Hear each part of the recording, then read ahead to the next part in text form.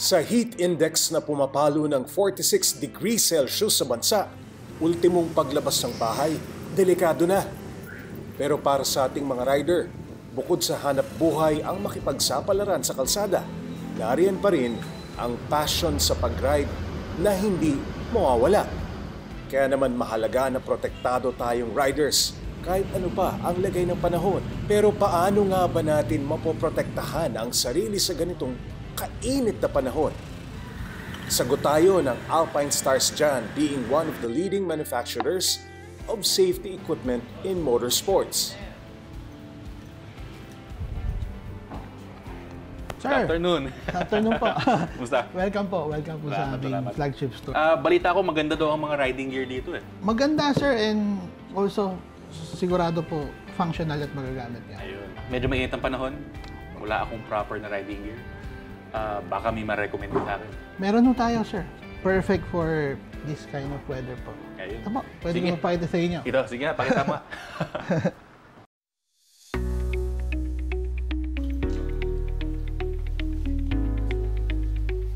Alpine Star po originated from the northern part of Italy. Nag-start po sila 1963. The first product they made are boots po. And from there, nag-evolve na po into other protective gears. Sa ngayon, Alpine Stars is already the best when it comes to apparel. Kumpleto sila, mula street to motocross. Pero swak nga ba ito para sa init ng panahon?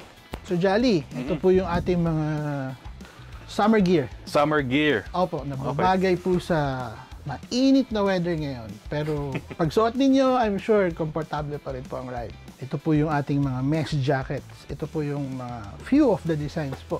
Usually ba ano bang difference ng mga hot weather gear versus sa mga typical motorcycle jackets natin? Opo, kadalasan po, like for Alpine Star specifically, pagka po pang summer, ang talaga pong dumarating po sa amin na designs are more on the perforation po. So, lagi po siyang maraming mesh panel. Para po pag suot ninyo, pumapasok pong hangin. Na hindi po masasacrifice yung protection. Kompleto po siya with CE level 1 ng mga pads na talaga pong pwede pang city, pwede pong pang long ride.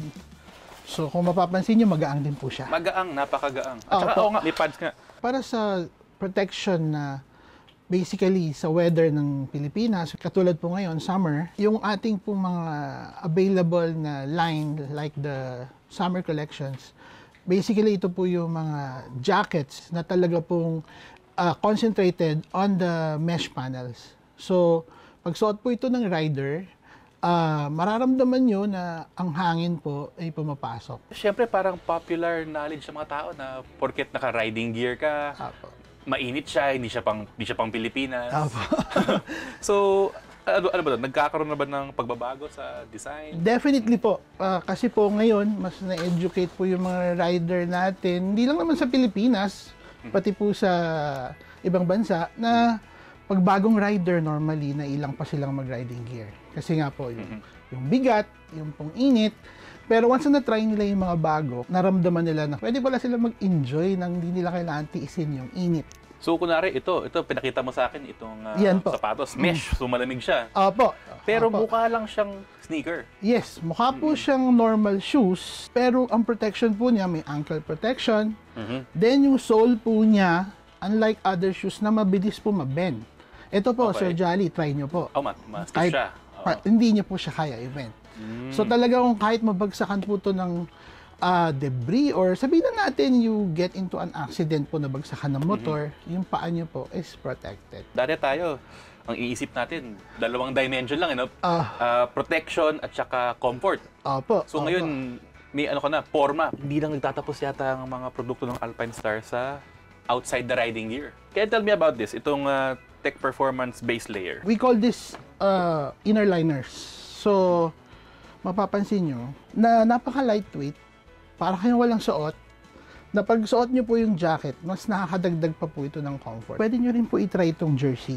Marami na bang rider gumagamit ng jersey ngayon? Kasi it protects us naman sa sun.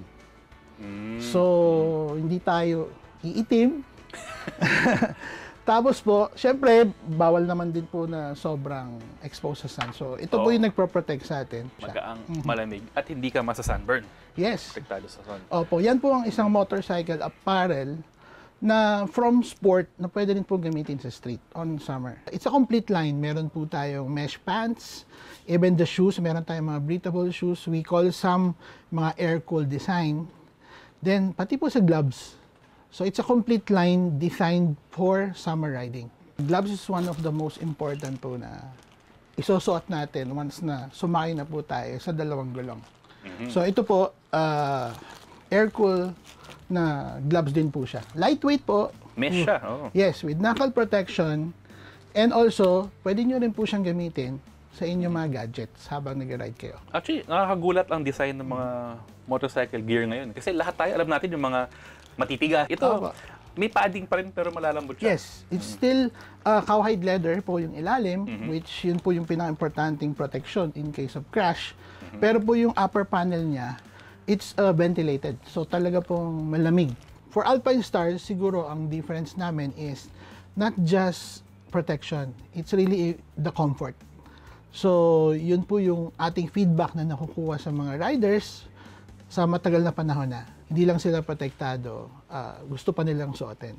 So Sir Lester, nabanggit mo no, na nagulat talaga ako no, na yung mga riding gear ngayon, hindi ka lang niya pinoprotektahan sa mga crash, no? Opo. Pati ngayon sa init at sa araw mismo. Siguro para sa mga riders dito sa atin, sa Philippines, masasabi lang po namin bilang Alpine Stars dito is wag po natin i-sacrifice yung ating safety. Bigyan po natin ng pagpapahalaga when it comes to safety and also yung ating comfort. Pag parehas po silang present, mas mag-i-enjoy ang rider at mas worry-free po ang rider, pati po yung kanilang mga pamilya. Sa dami ng iba't ibang klase ng motorsiklo sa kalye, ganun din kadami ang klase ng proteksyon para sa ating mga rider. Lalo ngayon na napakainit ng panahon, di lang tayo dapat protektado sa mga semplang. Dapat protektado rin tayo sa masamang panahon. Kaya let's not compromise. Huwag natin tipirin ang sarili pagdating sa road safety.